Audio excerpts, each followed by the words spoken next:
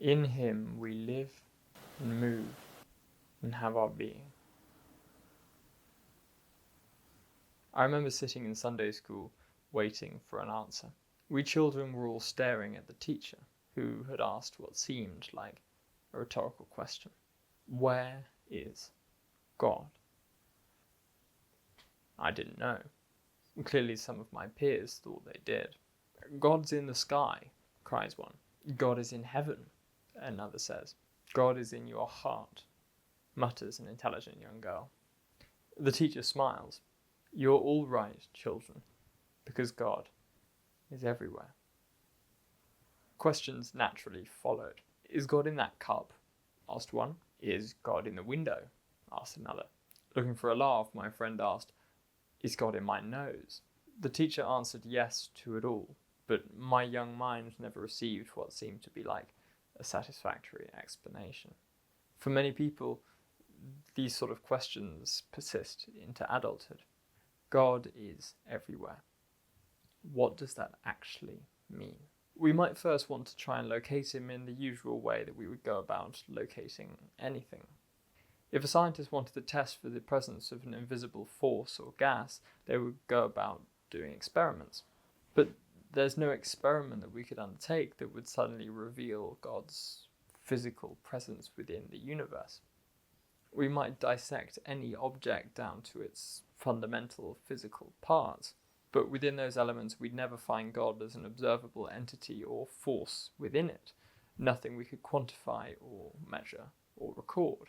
God is not visible beneath the microscope. We might want to move to a more spiritual or metaphysical explanation, but it's usually here when the explanation isn't very good. People might wave a hand generally and say, well, God is spiritually with us, but then lack any sort of precise definition as to what that actually means. The question there isn't answered by moving from the physical to the metaphysical, it's only deferred. Is it suggesting it's merely an emotion or sentiment, a sensation that you could feel in the body?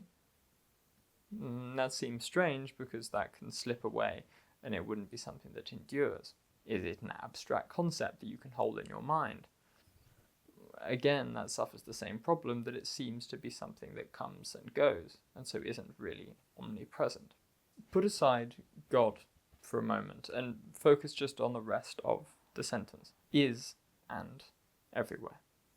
Intuitively, already we can begin to see the link between the two words that might illuminate the problem. When we speak about anything at all, we're speaking about something that exists, something that is. Whether we are talking about something that exists in the real world, like a horse, or something that only exists in the mind, like a unicorn. For our purposes, in both cases, we can easily say that they exist. Whether or not it's a tangible object is less important. This simple primordial ontology, in one fell swoop, unifies everything that exists into the singular category of existence. Certainly within that category there is an infinite diversity of form and modulation and difference and everything else, but there is something that unifies them all in their existence. Existence then is everywhere, and everything that exists is one in existing. You may be in the habit of thinking yourself an independent person, something cut off and isolated from the rest of the world. When you look up at the stars, into space, seeing the vastness of our cosmos and the smallness of humanity's place within it, you might think just how incredibly different you are from everything that outstrips you in size. But this would be to forget an abiding unity that links bumblebees, humans, and black holes alike. Being itself, the innermost essence of all things, present equally irrespective of size or shape, past or future, power or weakness. All of these are just modulations and expressions of existence, different incarnations of existence in different forms, but none are existence itself. None exhaust existence itself. But at this point, you might object. Surely the existence of creatures says nothing about God. After all, a bumblebee or a bramble or a building all exist, but that's their existence, not the existence of God. Wouldn't that claim just be pantheism? Isn't classical theism, the philosophy of Christianity and Islam and Judaism, very clear that there is a distinction between creator and creation? Allow me to explain.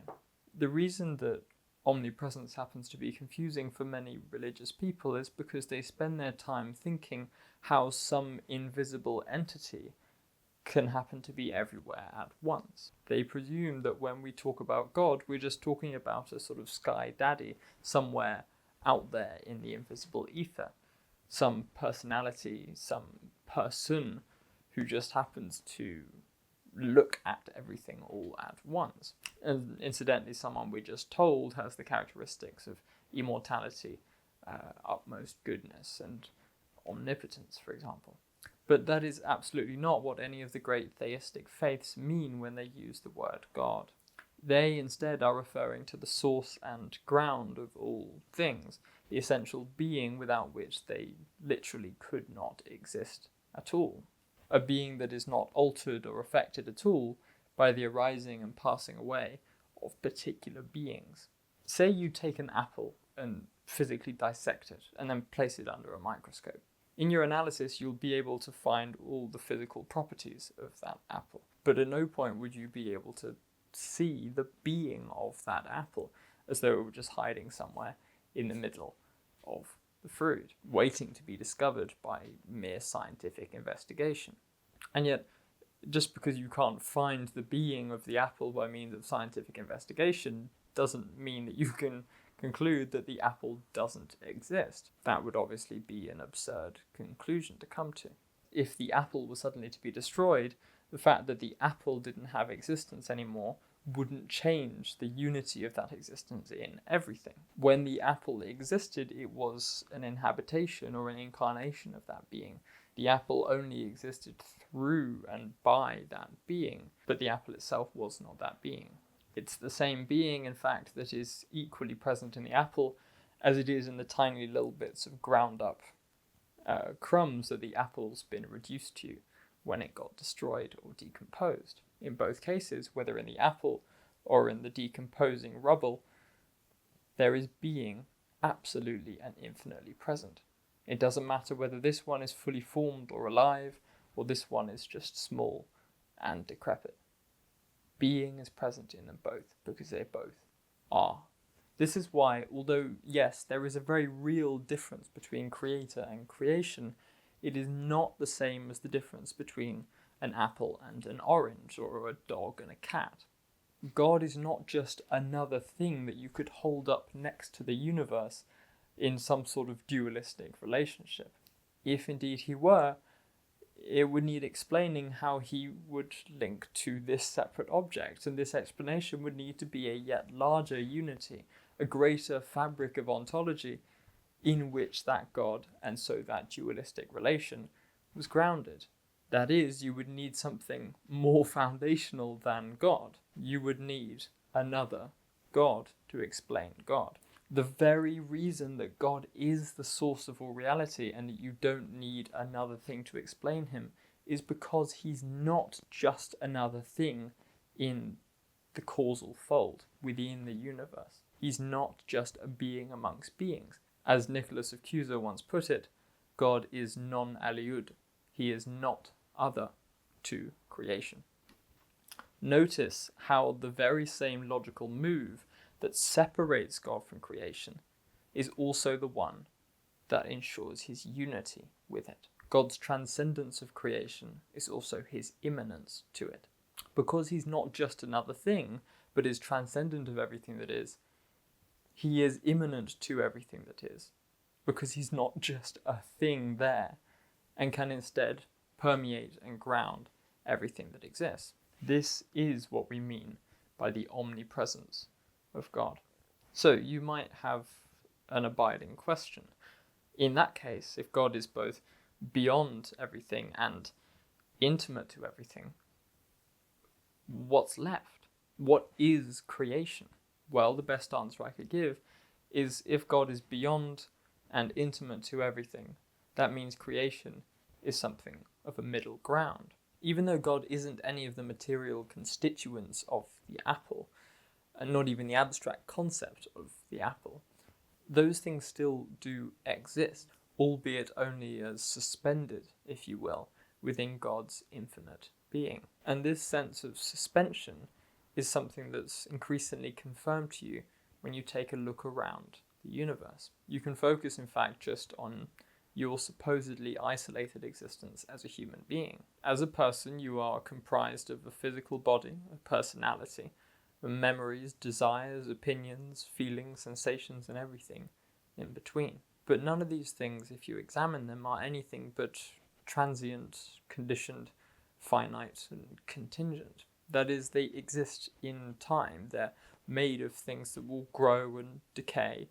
and they lack any sort of essential being that means they would exist independent of everything that exists around them. All that you associate yourself with will appear for a fleeting moment and then pass away. But in all the change you've experienced in life, when everything about you has changed, from your body to your desires, to your opinions, to your thoughts, to your memories, to your feelings, all of these things change all the time. But there is one abiding unity that ties them all together. That is the unity of being, and indeed your awareness of it. That is, you've experienced a unity that binds not just everything in your personhood together, but indeed all of reality together. It permeates and pervades all things, but it is not a thing itself.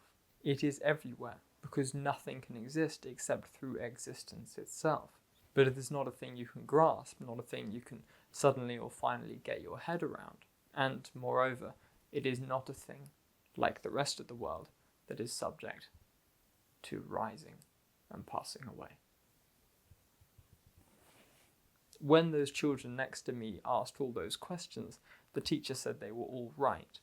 But it's important to understand as well that they were also all wrong. Whenever you go looking for God, you have always already gone too far and not far enough. Imagine a man preparing himself for a party. His wife is at the door downstairs, calling up to hurry him up so they can leave. But he's missing his contact lenses. Rushing about the bedroom, he searches everywhere. They're not to be found in his bedside drawer where they normally are. They're not beside the bathroom sink. They're not in the shower, or the wardrobe, or under the bed, or in the sheets, or anywhere else. Soon the man is convinced that he has searched the entirety of his bedroom. In desperation, finally he stomps down the stairs, and with a big sigh and a red face, he says to his wife, "I think I've lost my contact lenses." He says, "I've been looking for them all over. Have you seen them?" His wife looks at him with a kind smile and simply asks, "How?"